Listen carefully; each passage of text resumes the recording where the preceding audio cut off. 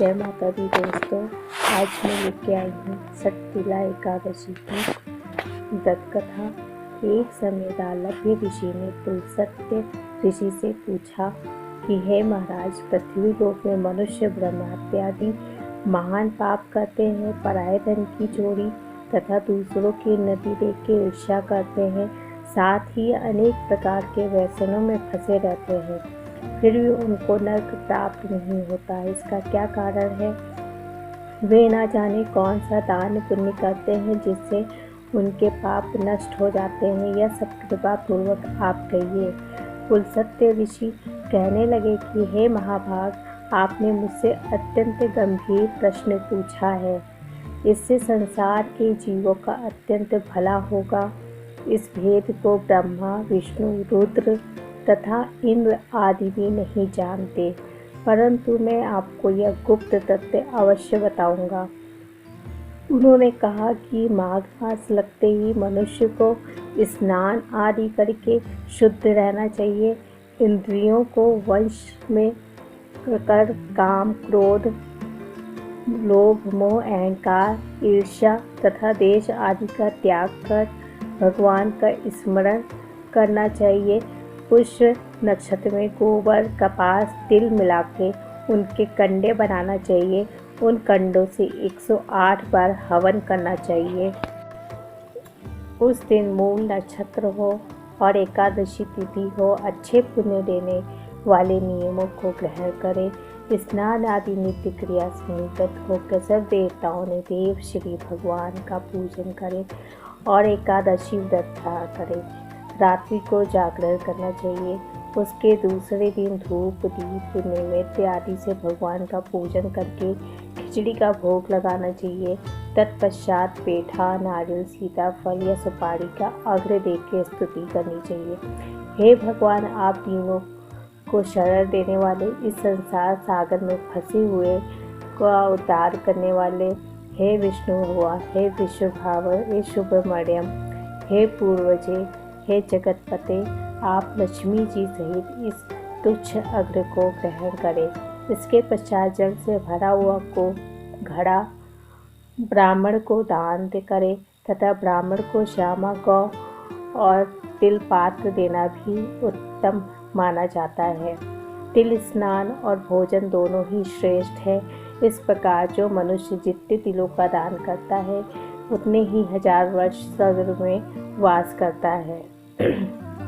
तिल के दान तिल 6 प्रकार के होते हैं। तिल स्नान, तिल का उपटन, तिल का हवन, तिल का तर्पण, तिल का भोजन और तिलों का दान। इनके प्रयोग के कारण यह षटतिला एकादशी कहलाती है।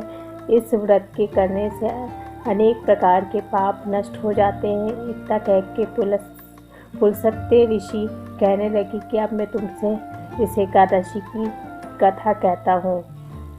इस समय नारद जी ने भगवान श्री विष्णु से यह प्रश्न किया था और भगवान ने जो षटतिला एकादशी का महात्म्य नारद जी से कहा सो मैं तुमसे कहता हूँ। भगवान ने नारद जी से कहा कि हे नारद, मैं तुमसे सत्य घटना कहती हूँ, ध्यान पूर्वक सुनो।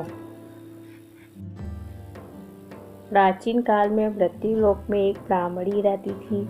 वह सदैव व्रत किया करती थी। एक समय वह 1 मास तक व्रत करती रही। इससे उसका शरीर अत्यंत दुर्बल हो गया।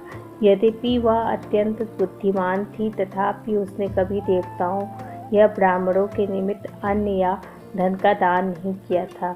इससे मैंने सोचा कि ब्राह्मणी ने व्रत आदि से अपना शरीर शुद्ध कर लिया है, अब इसे विष्णु लोक तो मिल ही जाएगा, परंतु इसने कभी अन्न का दान नहीं किया, इससे उसकी तृप्ति होना कठिन है। भगवान ने आगे कहा, ऐसा सोचकर मैं भिखारी के वेश में मृत्यु लोक में उस ब्राह्मणी के पास गया, उससे भिक्षा मांगी। वह ब्राह्मणी बोली, महाराज किस लिए आए हो? मैंने कहा, मुझे भिक्षा चाहिए। इस पे उसने एक मिट्टी का ठेला मेरे भिक्षा पात्र में डाल दिया। मैं उसे लेके स्वर्ग में लौट आया। कुछ समय बाद ब्राह्मणी भी शरीर त्याग कर स्वर्ग में आ गई।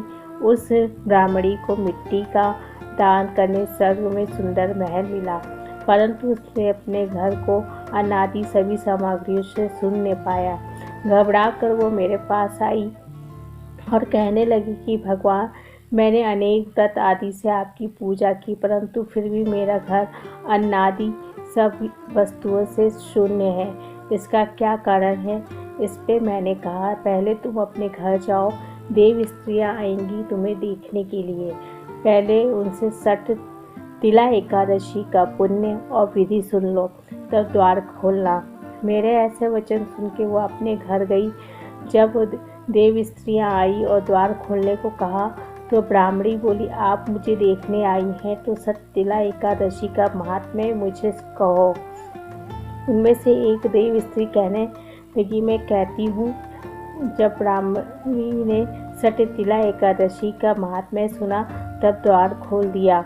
देवांगनाओं ने उनको देखा और तो वो ना तो वो गांधर्वी थी, ना वो असुरी थी, वरन पहले जैसी मानुषी है।